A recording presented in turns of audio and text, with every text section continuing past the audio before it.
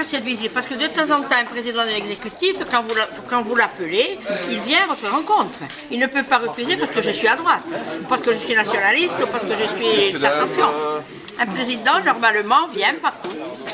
C'est ce qu'il a fait aujourd'hui. On a parlé de l'eau et de l'assainissement, c'est une chose très importante pour la communauté, dont nous avons compétence. Il va y avoir une part à chacun, l'eau, l'assainissement, chacun s'est exprimé, chacun sait ce qu'il a besoin, dit ce qu'il a besoin. Maintenant, quant au financement, il a dit qu'il faut attendre, j'ai bien entendu. Il a dit qu'il faut attendre. Sur les programmes d'eau, d'adduction d'eau, on a décidé de séparer les petits dossiers urgents et de les faire passer tout de suite en financement à l'agence de l'eau, de telle sorte que le financement global de ces projets soit acquis avant la fin de l'année. En revanche, des dossiers qui vont demander plus de temps, de bassins, d'alimentation en eau, de stockage, de restructuration, passeront plus tard. Sur les dossiers, les gros dossiers assainissement, on n'est encore qu'à un programme d'investissement. Donc nous, aujourd'hui, ce qu'on a dit, c'est quelle serait vraisemblablement la position de l'agence de l'eau, d'après nous, on se trompait naturellement, et on a essayé d'élaborer en commun une stratégie pour le financement de ces dossiers. Vous avez une communauté de communes qui a un travail, qui a des projets en cours, qui est compétent dans le domaine de l'eau et de l'assainissement, comme peut l'être Bastia, Ajaccio, etc. Qu'est-ce qu'on fait? On constate les besoins, et nous ne sommes pas d'ailleurs, nous, les seuls financeurs, puisque nous finançons bien entendu CTC, le département aussi, l'agence de l'eau et dans certains cas le PUI.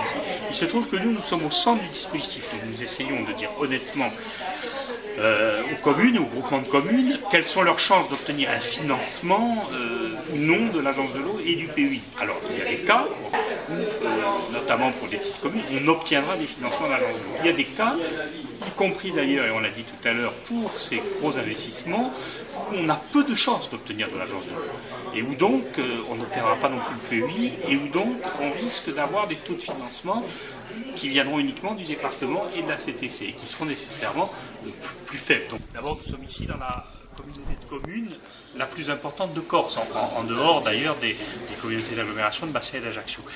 Deuxièmement, depuis des années, il y a un syndicat, qui est le syndicat de la Marade, qui a fait énormément de travail sur une zone qui est quand même urbanisée de manière importante. Il y a quand même pas mal d'habitants.